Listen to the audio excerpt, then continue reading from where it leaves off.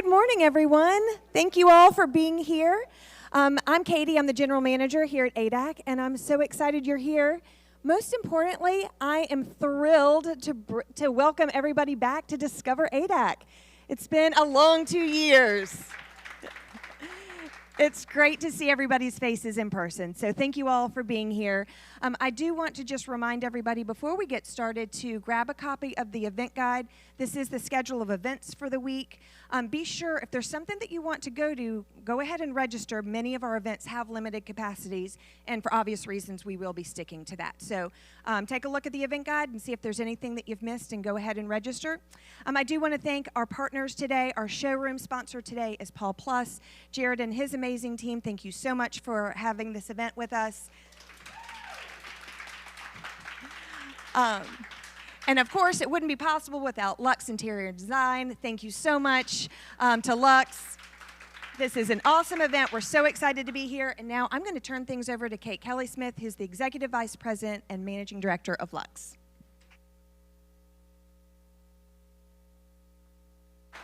Thank you. I hope you guys can all hear us. Hi, good morning. We are so thrilled to be here in Atlanta in person. So on behalf of the Lux team, I just want to say thank you very much for joining us this morning.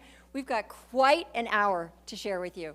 So first up, I want to just make sure that everyone grabs their Lux Southeast edition. I want to give a shout out to Kate Abney, our homes editor for the Southeast, and Sybil DuSaint-Albin, our associate publisher for the Southeast. We've been here for 2 years, and it is our fastest growing region. And of 14 regions plus national, that's a major statement. So I just want to say thank you very much for supporting Lux Southeast, and watch what's coming. This is a beautiful edition. So today we have, obviously, just a very special morning for you. And I want to just ask you all to stay with us for the reception, which will be right outside, and it will be sponsored by, as Katie Miner said, Paul Plus. And Jared, Paul, and team, I would love you all to just raise your hands because you've really done so much. And wait till you see what's coming. And you all got a number when you walked in the door, so that number is going to give you that very special gift basket, which you just will see if you haven't seen on the screen. So hold that number because one of you is going to be an amazing winner. So we are here with Pamela Jaccarino, our founding editor-in-chief of Lux Interiors and Design. And all I want to say is it is Pam's vision and Pam's creativity that has brought us to where we are today, 15 years later. And it is the largest architecture and design brand across the country, deeply rooted in 14 regions. So what we do here, we do in 14 other regions, as you can imagine. And I have been here for a year and a half. And I also want to give a shout out to Jim Nolan, who also worked very closely with the ADAC team to produce this event. So Pam, founding editor-in-chief, take it away. Let's have fun and go for it. Thank you, Kate. Good morning, Atlanta. We are going to kick off this ADAC programming with something very exciting. One, Ashley Longshore. She is a force of nature. She is a superstar, an internationally renowned artist, beloved for her highly collectible paintings and brand collaborations in the world of fashion and luxury goods. She is also an author, a phenom, a fearless female who continues to break barriers and push the envelope on her own terms. Beaming in from New Orleans, I think we're gonna have some music. Let's put our glasses on for Ashley Longshore. What's up, Ashley? Let's have a dance moment.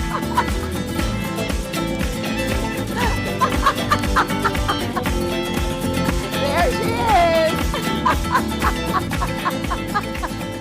How are you? What's up, Ashley Longshore?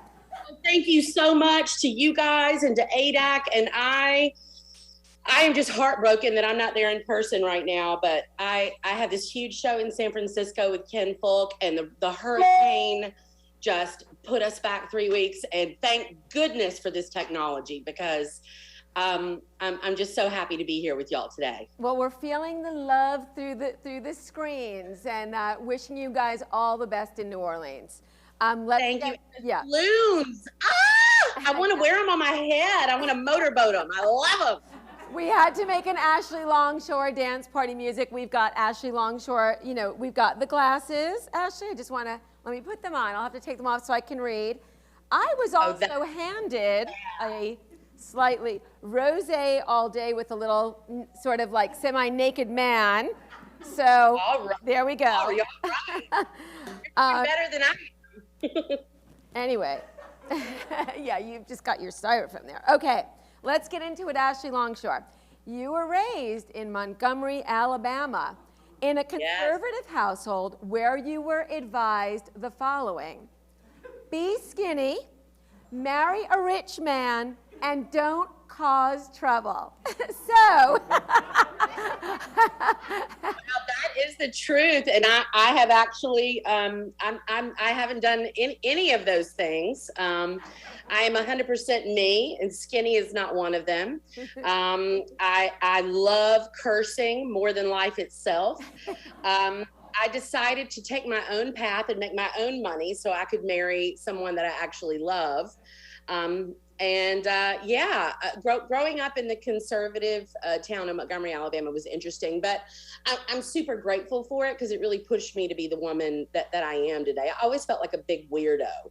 I always kind of felt like I didn't fit in. And I didn't fit in. I just wanted more. I wanted more for myself. So I started on that path of wildness, and I went to Montana, and I lived in Providence, Rhode Island, and I started my creative journey, and I wouldn't change a damn thing. yeah, it's so interesting because in some ways that strict sort of upbringing, you rebelled in your way and became who you are today because of that, of those rules that they wanted for you. So it's kind of interesting. Yeah. That being said, though, I'm really grateful to be from the South because as much as I know how to party and spew expletives, I also know how to polish up and use good manners. And I think being Southern, I learned a lot about being gracious, and that is a very endearing quality of Southerners. Not that Northerners don't have that too, but I just think it's very ingrained in our society. So, I'm very grateful for that. Great. So, Ashley, I want to talk about, many of us in this room are creatives. We're artists, we're designers, we're editors, and we make things and we put them out into the world. And artists, as you like to say, and I agree, are particularly sensitive souls. Yes. I want you to share some of the Ashley Longshore wisdom of how did you deal with rejection early on? People told you when you started, you're not marketable. I think a lot of people here, in the audience are putting out design and people are being critiqued. What do you do when you hear no? And what did you do when you heard, you're not marketable? Well, first of all, a good no should make you mad in a good way and get you really fired up and ready to go out and find the yes. There are billions of people on this planet. So just because you get a no from a few people or a few people that don't necessarily like what you're doing, as far as the number games go, you don't need to be concerned about that. You've got to find your audience.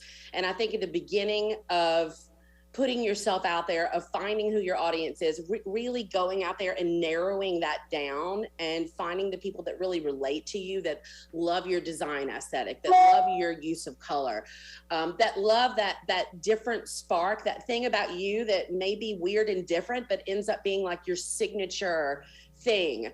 I think you really have to embrace that. As far as, the beginning of my career, when I was told I wasn't marketable, that just pissed me off enough to say, well, screw galleries. I'm going to open up my own gallery. And that was a good thing. Certainly not the easiest road, but definitely the better road for long term, because I know who my clientele is. I've got an incredible team, and I can kind of control what I'm putting out there. Yeah, that's great. And not to mention not giving up 50%. Right. We're gonna talk. I have a little bit of a gallery / designer direct question for you in a bit. By the way, look, there's a lot of artists out there and people out there that would not want to do all the things that I do every day, and that might very well be worth 50%. That is such a personal decision. I just like knowing for artists and creatives there is the option to do it on your own and keep that revenue. Right. It's just, it's the work that comes with that as well if you want to go that route, for sure. Yeah.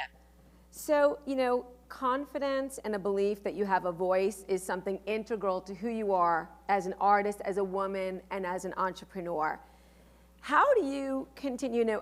We all follow you on your social media, and I've listened to, I think, every podcast you've ever done. As an editor and an artist myself, you're an incredible inspiration. Talk about how you continue to be positive and confident. And I wrote this a long time ago. I said, particularly on days when everything is going to hell in a handbasket. And you've just had that with Ida come through, right? So how do you take adversity and your day-to-day and just keep your outlook, at a very high positive level? Well, look, let me tell you, and let me be completely transparent. And I don't know how all of you have handled the last 18 months, but damn, it's rough out there for an optimist right now. It's really rough times for an optimist. I think like if I have to really spell it out, for example, when Ida blew through, I lost like 30 trees out here, and one of them was this massive oak tree. Oh my God. Little raccoons lived in it. I loved it so much. They were bird nests, and it fell, and it's dead. But you know what it did? There's a huge tulip magnolia tree, which is actually my favorite tree, that could never get taller because of the shade from that oak. So you know what, that oak, we said goodbye, and now we've got all this room for something else to blossom. Yeah.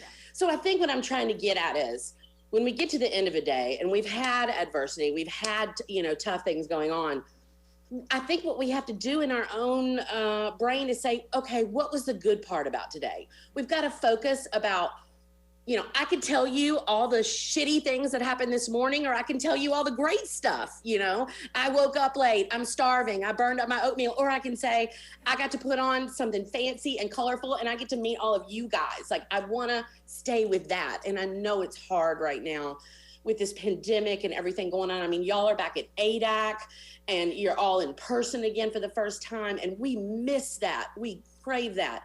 We've got to stick to that. Everything's going to be okay optimism. It's more important now than ever. You have to have a really wonderful inner monologue now more than ever, out there in your business, with your art, with your creativity. Tell yourself the reasons why you can do this, not the reasons why you can't. That negativity, it takes one little fart to stink up a whole airplane. Don't let those bad thoughts get in there and taint your ride. Don't do it. Oh boy, I love it. So you are a self-taught artist who is gone with your gut, and your art celebrates and satirizes pop culture, feminism, consumerism, and many things. Your Audrey Hepburns, your Frida Kahlos, your Ruth Bader Ginsburg, and so many other series are legendary and have become incredible collector's items. Talk a little bit about your art and the joy that you feel in when you're making it, and sort of where your ideas come from. Well, the women that you mentioned in particular, for me, I've painted those series for a very long time, and I paint them in between other series that I do, because I'm an absolute nutball, and I wake up terrified that I don't have enough art, that I don't have enough time. So even when I don't have like a big new idea like I do for the series behind me over here, I paint Audrey, I paint Frida, I paint RBG, I paint Maya Angelou, I paint incredible women as much as I can, because to me, and again, I'm a weird artist, but I'm being honest with y'all, and you gotta love me or leave me. When I have these big images around me, it's like when I'm with all my best friends, they make me fearless. I look at these iconic women and what they've overcome and their beauty. Also, and lots of people paint these figures and they celebrate them worldwide, but it's really, for me as a pop artist, there's something comforting about the familiar around me. So like there've been times when I'm like, you know what, I'm just gonna paint some random person out of my head. And it feels very foreign to me. I don't like it. There's something about taking someone that we're familiar with and me creating it and making it huge in my own way that's very comforting.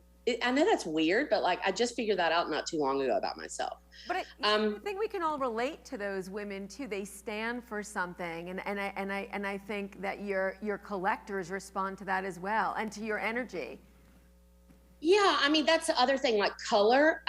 There's something in our society where like the minute you graduate from college, oh my God, my color palette's supposed to be grayish, beige, and gold. I mean, I have rainbow steps in my house. I've got a hot pink lacquered parlor with an Hermes orange ceiling.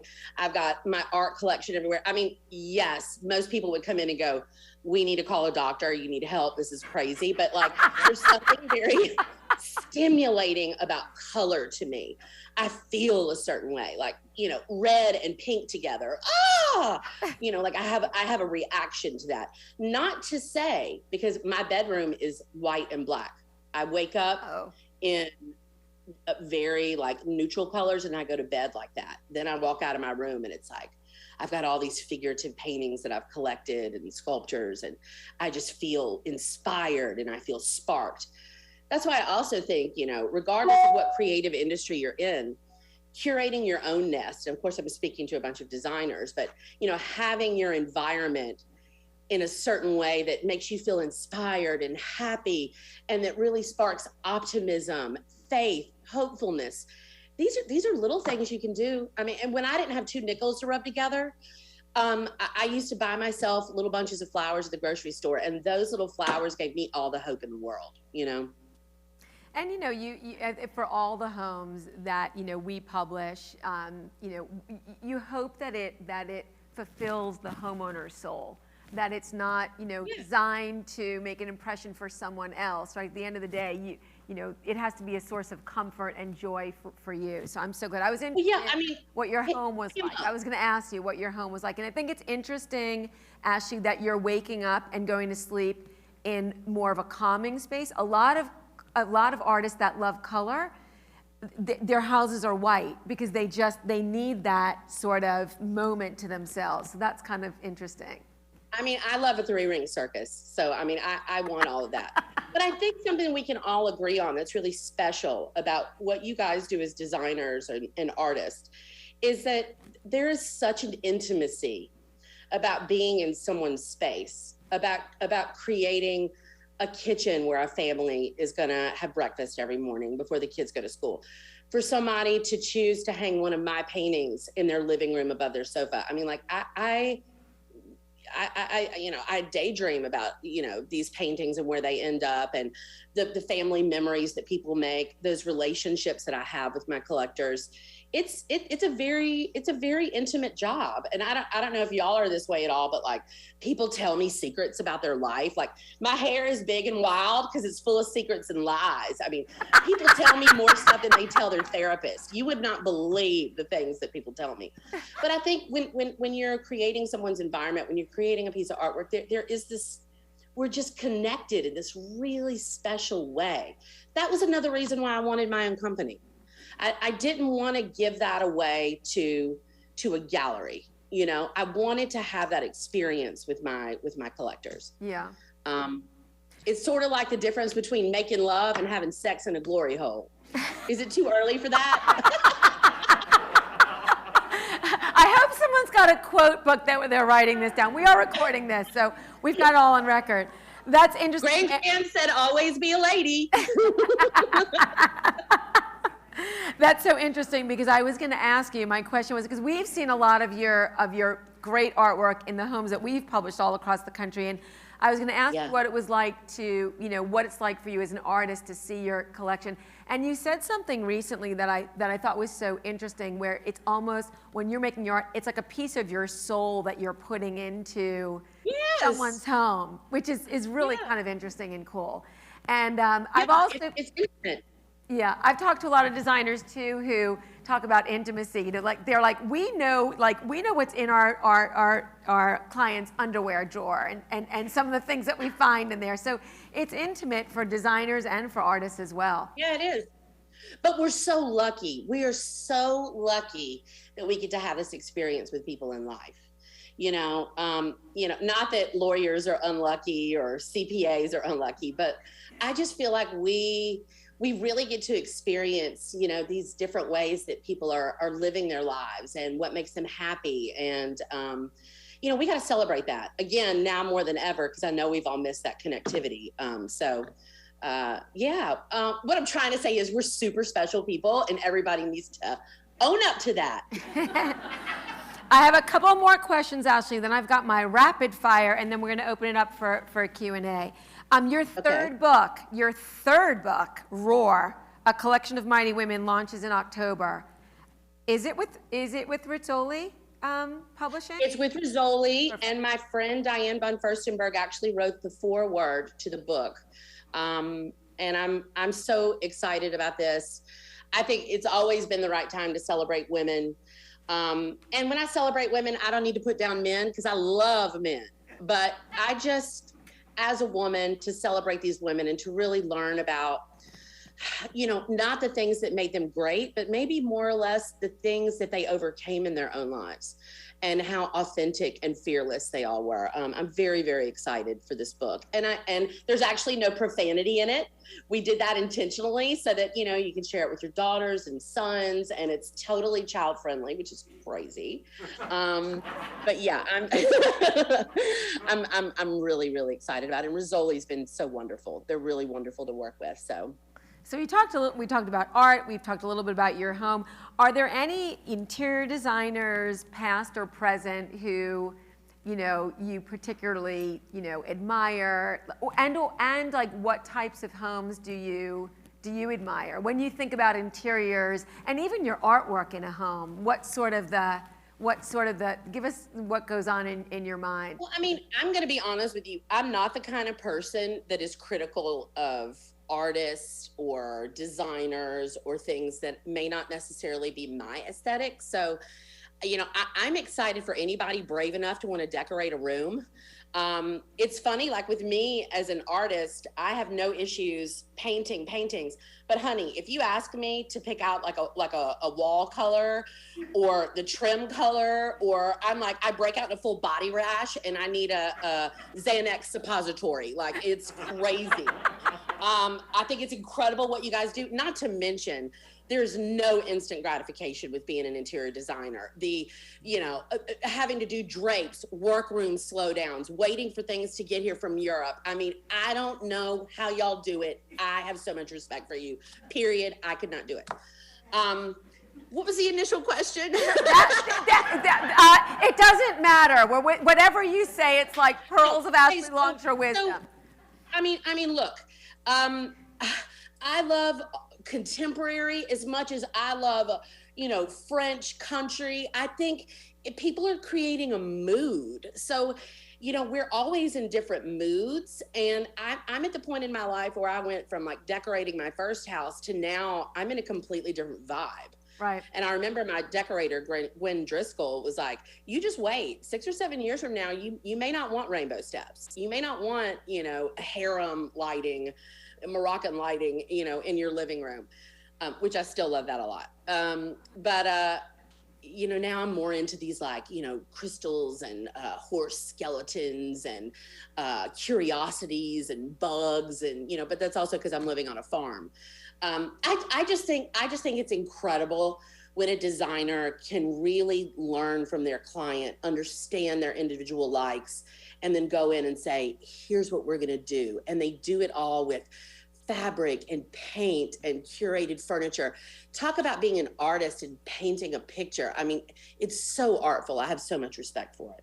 So Ashley, you've got some paintings there. I know you've got a new, I saw on your social media, which I love, the whole TV dinner series, right? It's just like, I'm not at the Met Ball, I'm having a TV dinner, which is like reality for so many. It's called Still Happy. It's called Still Happy.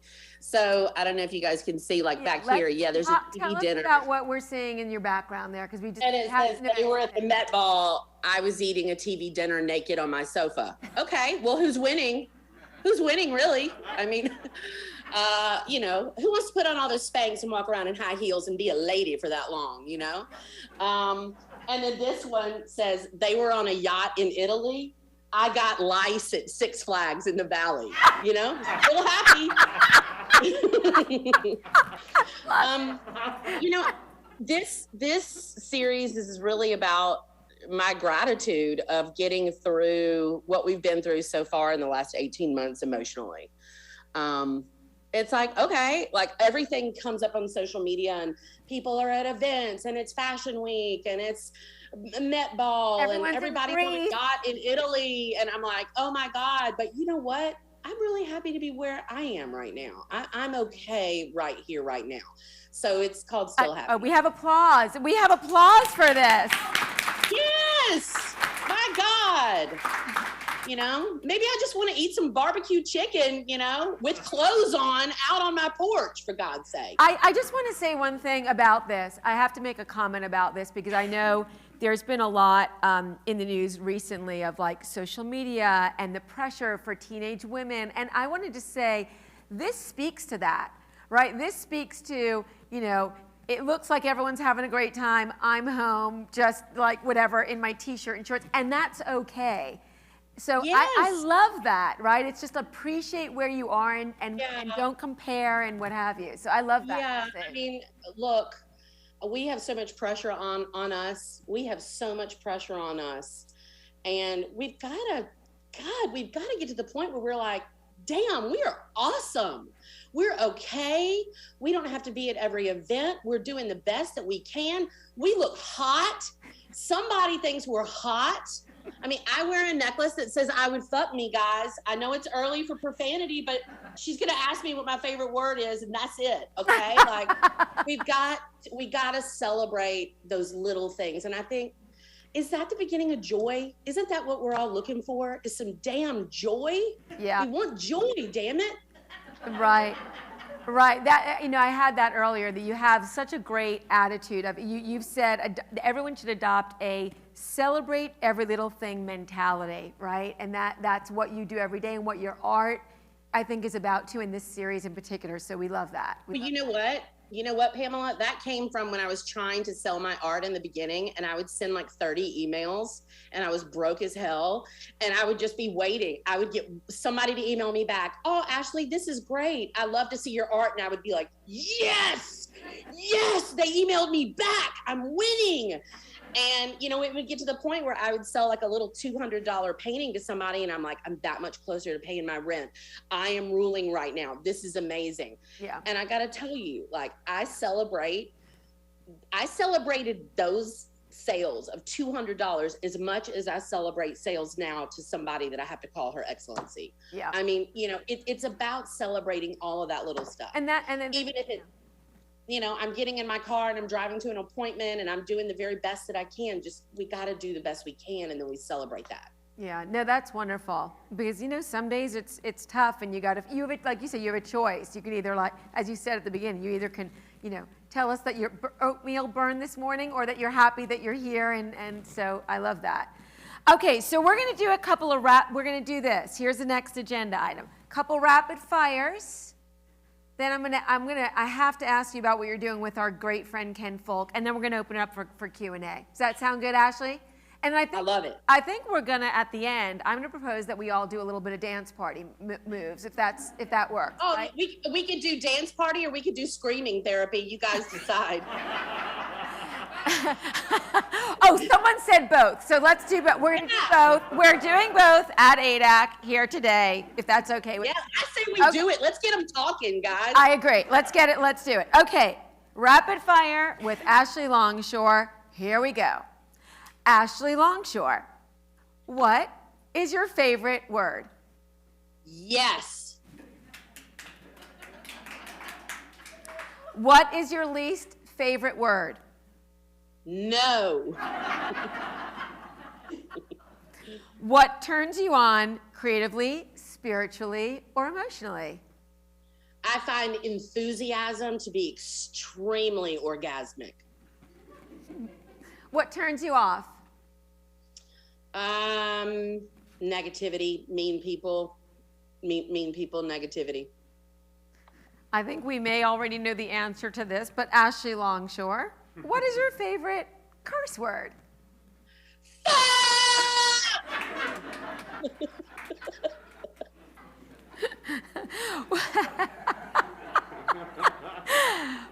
sound or noise do you love? I love people laughing. I love when somebody has such like a big rolling laugh. Like, you know, when you're in a restaurant or something and other people are like, oh, that laugh. I get so tickled by it. And then I start laughing. We actually, sometimes on my team, we pull up YouTube videos of people laughing and then we all just start belly laughing. And it's, well, we look like a bunch of crazy people, but that's what we like. What sound or noise do you not like? I hate a blower. I can't stand a leaf blower. Like I can't stand it. I can't. If I ever murder somebody, it'll be a leaf blower. You guys heard it here. I'm confessing. If I ever disappear and somebody in the neighborhood is dead and they were a leaf blower, I totally did it. I think you should do. I'm just putting it out there into the universe, Ashley, that like I can see a leaf blower series coming forth from you of paintings. That's all. Maybe. I don't know if you want like a knife in there. That would be a little violent for you.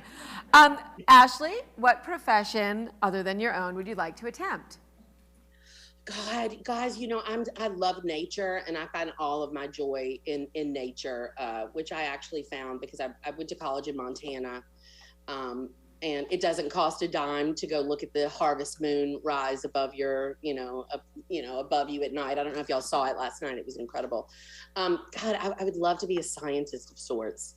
I would love to, volunteer with like the Jane Goodall Institute. And a day outside is a day worth spending. It's a day worth living, 100%. So I would do that. What profession would you not like to do? Lawyer. Or maybe a proctologist. Wait, no, I've got a great one. You know what someone said in the audience? A leaf blower. Yeah, a leaf blower. A leaf blower. But maybe a proctologist. I think that I don't think I'd be into that. But God bless them. Okay, Ashley, my last rapid fire. If heaven exists, what would you like to hear God say when you arrive at the pearly gates? Girl, we've been waiting for you. No, they go, party's here.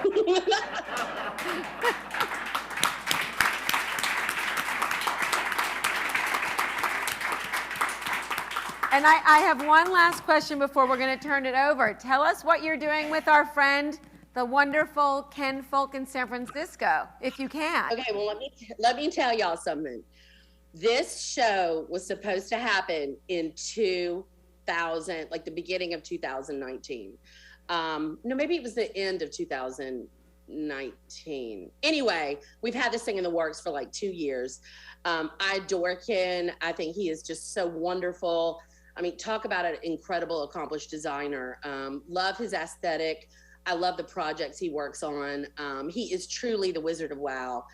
So yes, I'm sending 72 paintings to his beautiful St. Joseph's Art Society. And I don't know if you guys have been there, but he took this incredible old cathedral and you walk in now and it is just a monolith of art and design and flowers. And I think because it was a cathedral, because it was this holy place, there's just this incredible vibe in there, which I also think when you see art, and I'm not referencing my own, sometimes when you see art that really speaks to you and you have that connectivity between artists, that is kind of a holy, special moment. There's something spiritual about that when you relate to the life experience through someone else's eyes. So, it's just a really special place. His team is incredible. We're saying we're folking it up. But yeah, I'm really excited. So I'll be in San Fran. I leave this weekend, and then we've got a big installation, and that will be up to the whole month of October. Oh, wonderful! We will. Then I have from there I go to Los Angeles and have a big opening at the Beverly Hills Peninsula, where I've been the artist in residence for 6 months. So it's going to be a fun fall. It's exciting. And, one of the things, too, is you're such a woman of an artist of firsts.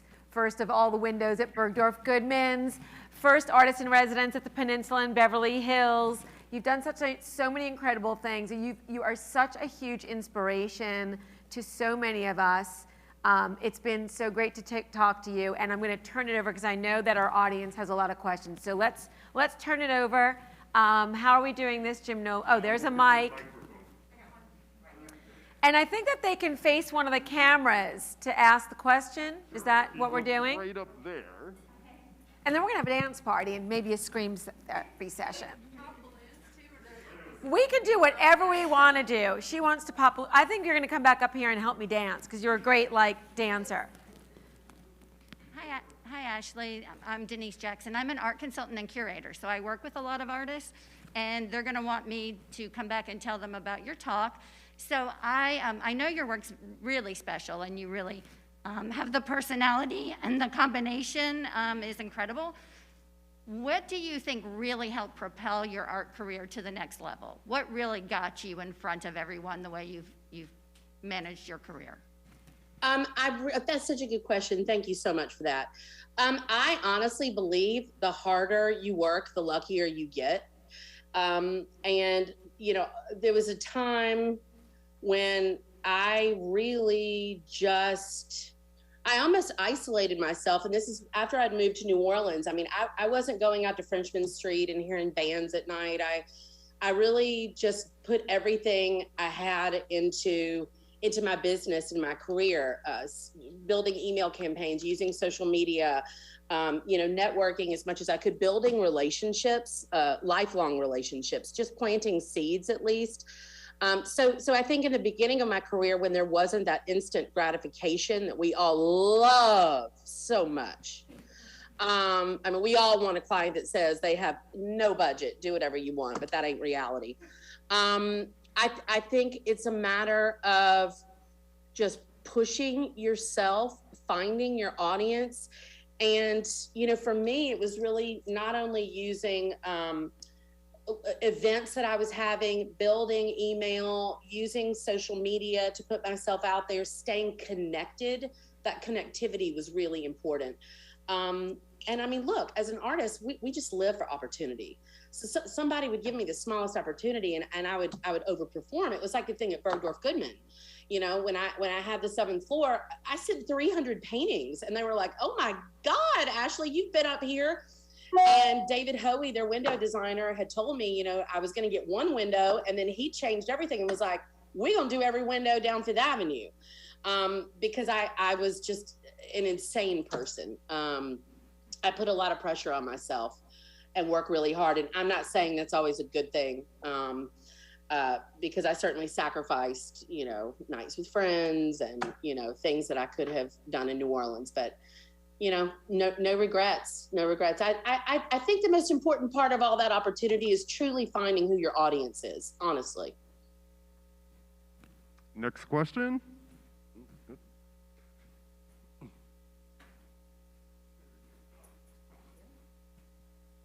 Hi, my name is Beth Dempsey. Thank you so much for inspiring us this morning. This is wonderful.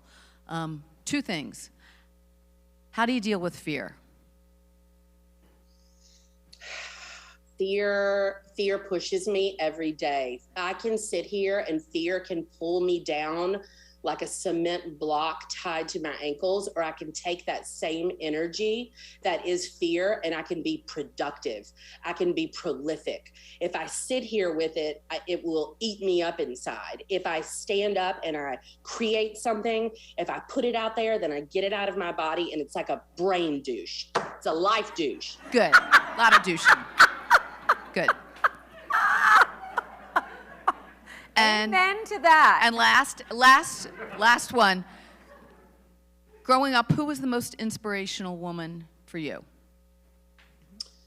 I think this is going to be a weird answer, but it's the truth. The most inspirational woman for me is actually my father. And he couldn't be, he's definitely not a woman, but my father really raised me and nurtured me, loved me, and enabled me to be the woman that I am right now. He just believed in me. And I know that's a weird answer, but he's the person that gave me my confidence and let me think that I could take on the world as a woman, because I wasn't close to my mother at all. So, you know, my dad is mom and dad. So. Thank you. Anyone else? Good. One more. Damn, can I just say, y'all are looking fine this morning. Hey, I'm Melissa Wilson, and I'm so happy you're here. Even Hi. virtually, your personality is so big that it still plays great on screen. Fills the room with joy. So, you and your fashion background, I love, and that is it Tomo Koizumi you wore in 2019. Yes. Oh, loved it. So Met Ball, or Gala, I felt like it was real questionable. Who was the hot look? Who was maybe, we don't want to go negative of the not look, but who was the hot look? And upcoming designer from your perspective. And also, if you had a theme song, what is it? Oh my God, theme song. All right, but I needed to get both in there. Wow, girl, you really got me. Okay, as far as the Met Ball goes, what was my absolute favorite? You know, I love things that are as simplistic as Tom Brown. You know, I love that look that he did with the gentleman that had the shorts on. I'm just pulling this up because I got to refresh my mind because I'm all Emmys now. Let's see here. I mean, the one that we can't forget is Kim Kardashian. That was very avant-garde and interesting, I thought, for Balenciaga. Not mad at that at all. I mean, I thought it was incredible that people were making political statements. I mean, I know there's been a lot of chatter about AOC. Hey, you know, take that platform, do what you want. I'm not someone to criticize what people wear because when they go to those events, everybody feels absolutely beautiful. Let's see. One of my new favorite designers. I am so in love with all the new Prada with Raf Simons. I know he's not new, but I can't get enough of these platform shoes. Like I have a huge problem. I have a jacket problem. I love jackets because you can literally, y'all, I've got my pajamas on. I literally have my pajamas on and I throw on a jacket. My theme song. Oh my God, Emma, what is my theme song?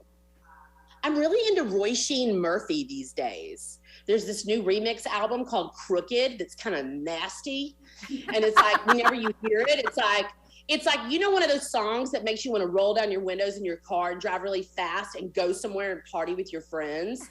Like, you know, it's music I listen to after I have lunch. And I'm just like, ooh, I get so fired up. But it's called Roisin Murphy. So there's that.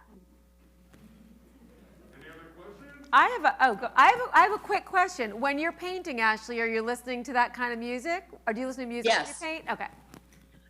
I'll start out with like, I love the new Casey Musgraves album. I'll start out with like Casey Musgraves. I have a great morning mix that has like Ella Fitzgerald, and then I'll get really wild as the day goes on. And at the end of the day, I'm like, you know, straight up listening to like some Jay-Z, you know, it's good. It's wild. It's like a club in here. It's wild. Okay, we've got another, go ahead. Is there any subject that you think of, I should paint this or I should say this, and then think, no, that's too far? Is there anything that's too far for Ashley? I did not hear that. I'm gonna repeat the question. She's asking, is there any when you're painting, coming up with a series or a painting, is there anything that's too far in your mind? Or would you just go for it no matter what? Sure. Okay, so there you go. I mean, you know, the subjectivity of art is a very powerful thing. And yes, I'm known to be audacious. Yeah, of course, especially now when we're in this period of really learning about other people. I mean, because of social media, we really are in this amazing age of learning about different cultures, learning, you know, so much about other people and their own lives and their feelings. And, you know, when you're an empathetic artist and somebody who certainly has no intentions of hurting anyone, you know, there's a lot to consider. You know, that being said, there's statements that are made, and you know, that is the power of art. But yeah, I mean, yeah, absolutely. I mean, sure. Anyone else? This has been so much fun. Oh, we've got one more. We got one more. Last question. Hi, thanks for being here. You've been awesome. I've loved every single second of this. But I was just curious, like, you've had so many big moments in your career, and for an interior designer, artist, et cetera, I always think it's interesting. What were these moments in your career that you thought, wow, like, I can't believe this is happening to me. This is such a big, exciting moment for me or for my career? I'm sure you've had a few.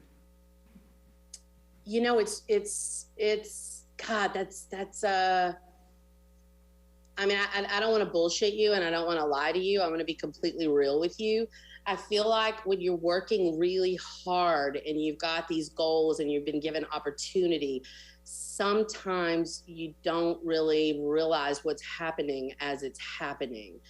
And I think too, being driven by fear and coming from a place of like, you know, doing all this on my own, I need to give myself more, maybe more credit for what I have accomplished, because sometimes you just get caught into this whirlwind of like, oh shit, what's next? We gotta keep it going, and you kind of get in this just whirlwind. I think when I have had these moments of like, wow, it's been when I've had my family with me, my best friends with me, quiet moments after a big art show where I'm with my family and I can, you know, slip my credit card to the waiter and buy my dad dinner, you know, like, those are really the greatest moments, I think. I think the craziest thing about success is, you know, in the beginning, you want to have enough money to pay your rent. Then you want to have enough money to be able to travel and do the things you want to do. And then you really reach a level where you're like, okay, how can I help my community? What else can I do? Because the element of just success alone and all of that, it really isn't that fulfilling. I think the greatest joy comes from like this right now, talking to you guys, you know, helping an organization meet their own goals. Really kind of spreading that good energy is the most fulfilling thing that I think I get to do. It's true.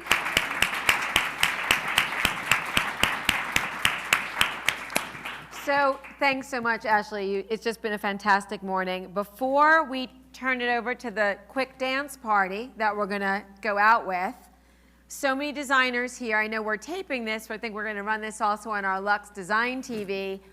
For the interior designers and everyone watching, where can they buy your art and find out more? Okay, number one, if you're in Atlanta, which you are, and I'm not, and I'm so sad about that, I can't even see straight. My dear friend Dawn Purcell just opened up this beautiful, incredible, high-end jewelry boutique in Buckhead Village, and my art is there. It's other than my own gallery, it's the only place where you can see my artwork. He hung the paintings 3 days ago. So there's a very nice collection there in Atlanta. You know, you come to San Fran, you can see my work. You can come to New Orleans, you can email my team. We work with designers all the time. If you're in New York, you can go to Diane von Furstenberg's flagship store and see my collection of amazing women. And if you're in Los Angeles in November, you can come to my show, November 11th at the Beverly Hills Peninsula. I'd love to have you. Wonderful. Okay, so I think we need some music. We're going to do a dance party. It's been such a joy, Ashley. Thanks for the gift of your time. Thank you, guys. I'm so sorry I'm not there. Oh, okay. Okay. Okay.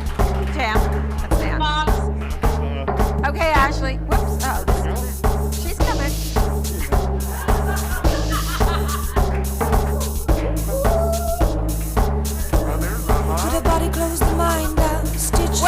Where's my friend here? Come on up. Come on up. Let's do a little. Let's do it. Let's do it. Hearing only one true note on the one and only sound. Unzip my body, take my heart out. 'Cause I need a beat to get this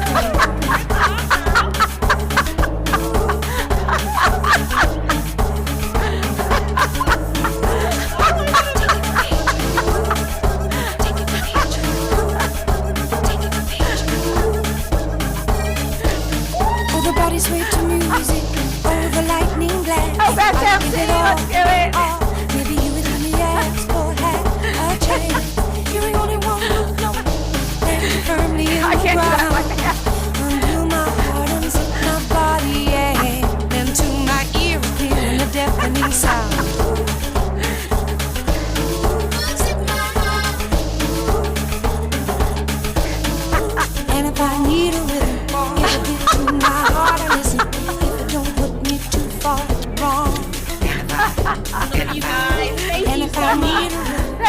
Ashley, thank you.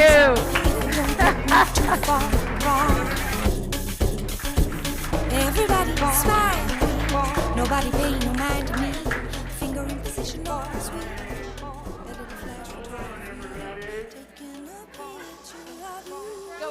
Okay. It's a number. Okay, this is for this amazing. Look at that. Oh, that's great. I want one of those. Okay. All right, here we go. Got to move my reading glasses on. They're small. Okay. 6, 7, 8, 2, 6, 7. Oh, Really? really? All right, we have our winner.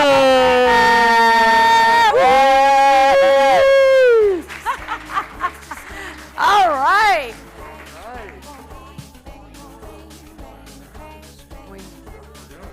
Well, thank you to everyone. Most of all, thank you. Let's give another round of applause to the great Ashley Longshore.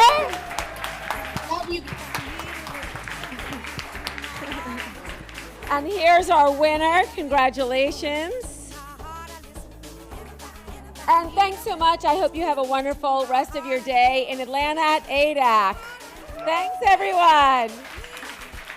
Love you so much. Be good to each other. Love you. Yes, please stay for our reception. Ashley, we love you. Thank you. And books for sale outside as well, everyone. Thanks for coming.